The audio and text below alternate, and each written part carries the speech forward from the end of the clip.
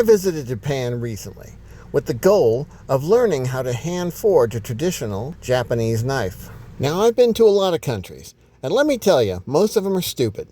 But Japan was pretty awesome. In fact, it was so awesome that I couldn't fit everything in one video. So this is going to be part 1. Look forward to part 2 and probably part 3 because Japan was that good, man. If you can ever go, you should. It's just such a cool place. And I will try to get into some details about why I really liked it and why I thought it was awesome. And of course, we'll get into this cool knife that I was able to learn how to make and show all of that. But before we even get started on any of that, let's look at some history of Japan so you can understand a little bit about it. So we're going to take a look back through time at the history of Japan.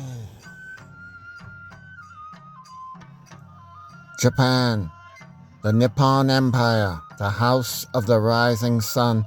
It's known by many names, but the 13th most easterly nation in the world was little known to Americans before the incident.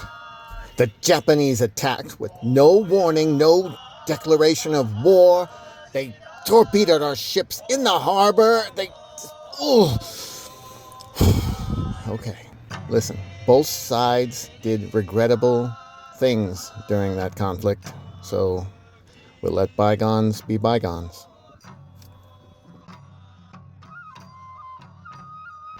According to ancient legend, the islands of Japan were created when a couple of gods got a divorce. Izanagi and Izanami both wanted custody of China, so they divided their assets, slicing a chunk off the mainland with a huge blade. The ex-wife goddess, of course, got all of China, while the kowtowed ex-hubby was stuck with Japan. But the histories are clear. Izanagi made the best of his circumstances by stealing the best and brightest people from China, including sword makers like Amakuni Yasatsuni, the maker of the first true samurai sword. Up until then, the Japanese swordsmen used a similar style blade to the Chinese, being straight and double-edged, and used with a one-handed grip. These straight, brittle swords were fine for dispatching the occasional peasant, but if your enemy also had a sword, it usually ended up with one of the two breaking. Amakuni came up with new techniques, such as a curved, single-edged design that had slicier geometry. It's also theorized he may have been one of the first to fold steel as it was forged, adding strength and flexibility. These tachi were not immediately accepted. Only the poorest of warriors who could not afford a normal double-edged sword purchased Akuni's untested banana-shaped weapon. But these third-class swordsmen began returning from battle with their heads still attached and unbroken swords. Soon the new curvy blades were all the rage. By the 10th century, no one in Japan carried the old straight swords except for ninja. Who were the ninja really? Were they superhuman mystical warriors? No, they were real people. They were highly trained spies and assassins who worked for the shogunate, helping them expand their power and influence in the feudal period of Japan. And they really did use swords and even occasionally grappling hooks and metal cat claws and all the things you see in the movies and TV shows. They even used what we today call the ninja throwing star. Shh, be very quiet. I'm sneaking along, ninja style.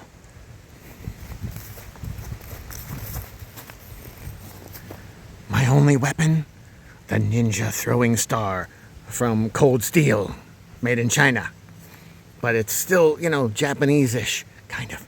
Let's go. Let's test this guy out. See what it can do. Oh, my target. There it is. Wah!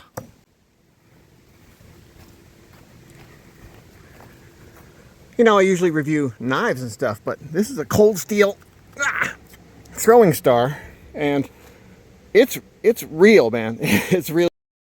I mean, it's not like one of these little goobers that don't work, man. They're too light. They they can't go into anything, that the blades are too small. Look at that. That's about a 4-inch blade. Not sharpened, but very pointy.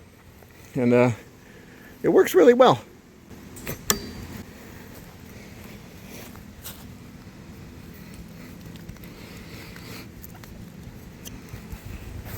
Let me throw it like as hard as I can. Let's see how deep we can get it.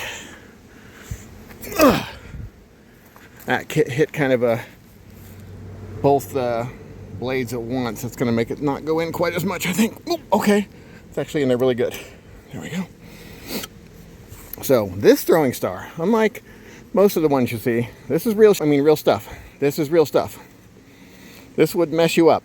So if you want a throwing star, you want to have fun with that and actually stick it into things and have, you know, is it a real weapon that's useful? No, but, you know, it's very fun, very cool. Cold Steel makes these.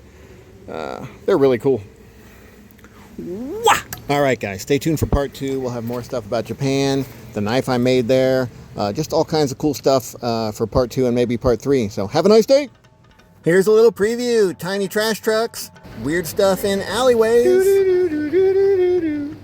weird products, Scratch miming smart, living inside of art, and high-tech toilets. This is their toilet controls, and this is the toilet.